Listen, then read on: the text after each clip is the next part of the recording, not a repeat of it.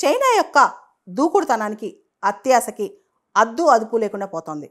రీసెంట్గా చైనా అరుణాచల్ ప్రదేశ్లో చాలా నేమింగ్ చేసింది, చైనీస్ పేర్లు పెట్టింది. ఇది కొత్త ఏమి కాదు.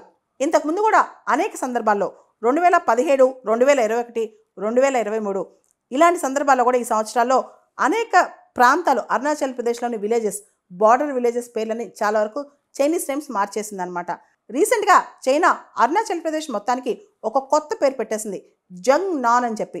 చైనా ప్రకారం అది స్టాండర్డైజేషన్ ఆఫ్ నేమ్స్ అని, కానీ భారతదేశం మాత్రం ఇది కావాలని చేస్తుంది, క్రియేటివ్ నేమింగ్ అనమాట ఇదంతా అని చెప్తుంది భారతదేశం.